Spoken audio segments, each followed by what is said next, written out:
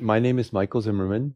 I am the professor of human nutrition at the Swiss Federal Institute of Technology in Zurich, Switzerland. And I am also the chairman of the Iodine Global Network, which is the international network that brings together all of the main partners in the salt iodization effort around the world into one network where we can work together. That includes the major implementing agencies like UNICEF and GAIN and MI. It includes WHO, it includes the CDC from the United States, and it includes the salt industry as well as various academic partners. Salt iodization started in two places, in the Midwest of the United States and in northern Switzerland. Both began salt iodization around the year 1921-22.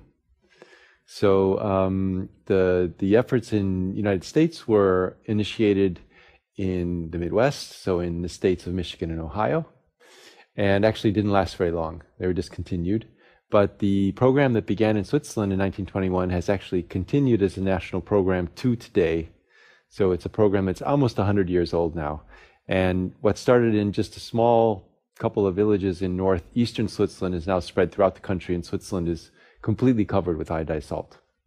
Yeah, they were both regions that had very high rates of visible goiter. So it was discovered that increasing iodine intake in populations would control goiter, would cause goiter to disappear. And that was discovered probably around the year 1900 or so. And so it took a little bit of time, but it was introduced in those two areas because, for example, goiter in Switzerland was really endemic. In other words, it affected the majority of the adult population. We're walking around with the visible goiter in the mountainous parts of Switzerland. So when scientists realized that iodine could be used to control goiter, it was introduced in Switzerland because Switzerland was almost like the epicenter of iodine deficiency and goiter in Europe at the time. Yeah, besides salt iodization, other ways of increasing iodine intake are through trying to get people to consume more iodine-rich foods, but that's very difficult because iodine is actually found in high amounts only in a few foods. Like most things that come out of the ocean have high levels of iodine in them. So sea fish, various types of seaweed are very high in iodine. For example, the Japanese population with their high consumption of seaweed has very high intakes of iodine. But iodine is very poorly distributed through other food groups. So besides iodized salt and consumption of more foods coming from the ocean, the other common way of increasing iodine intakes is through supplementation. So iodine supplements are often recommended, for example, for pregnant women who have increased requirements for iodine during pregnancy. Yeah, I mean, salt iodization, the challenges associated with salt iodization are mainly getting together the stakeholders that are required for a successful program. The technology itself is fairly simple.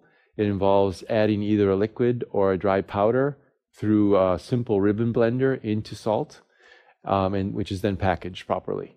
So the technological barriers are not very high, but the problem is, of course, you need a private partner, which is the salt industry, to be cooperative.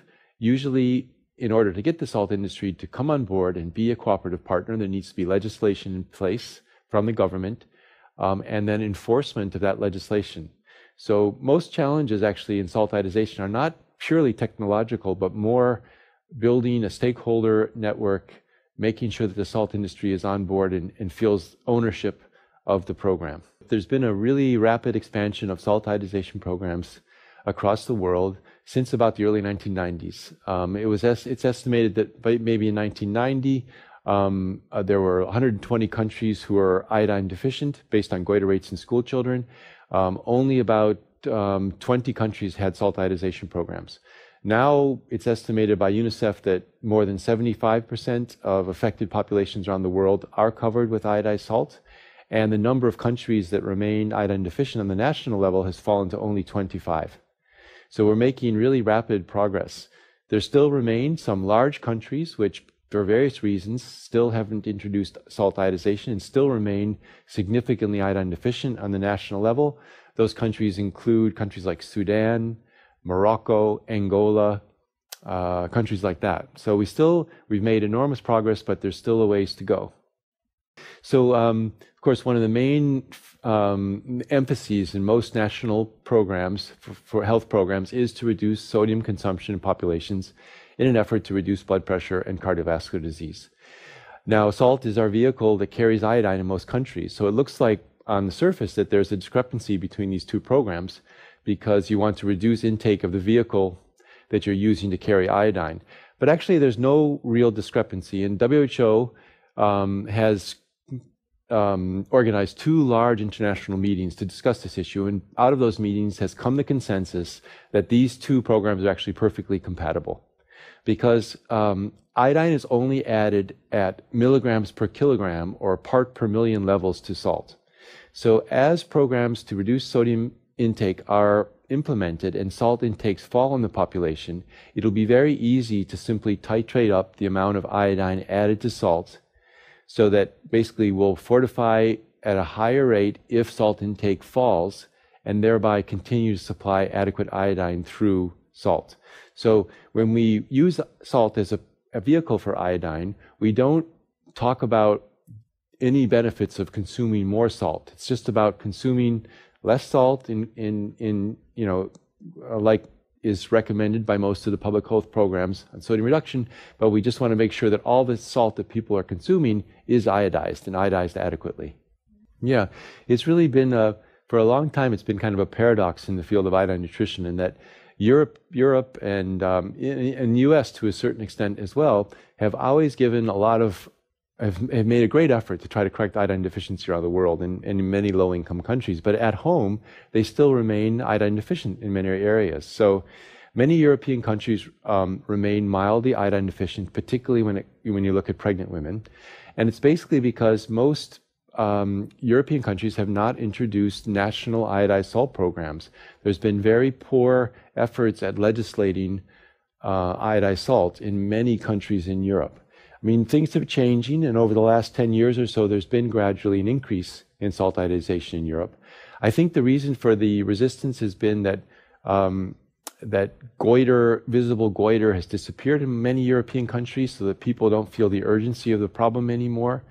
And also, in Europe, there's a certain amount of personal freedom, and we don't want to tamper with our food supply, that kind of thinking. So, but I think Europe's gradually catching up to the rest of the world. Yeah, well, that's the question. I mean, it looks like if progress continues, that we may be able to, we're hoping by about 2020, to control iodine deficiency at the national level in most countries. Now, the key is the difference between eradicate and control, because eradicate means eliminate entirely and never have it come back. And that's what you can do with like an infectious disease like smallpox or polio. But with iodine deficiency, you need basically to continuously and systematically monitor iodine intakes in a population in order to continually control iodine deficiency. If you eliminate iodine deficiency through iodized salt, but then take the iodized salt away, the problem will recur very quickly in the population. So you can't really eradicate it, but you can control it effectively with iodized salt programs. Well, my hope for the future is that we can break through in the remaining few countries that really are severely iodine deficient, and that we can set in place a global structure which will allow countries to achieve the major progress that we've made with salt iodization around the world. So the key now is shifting a little bit from building new programs to maintaining the existing programs and make sure that they're sustainable for the long term.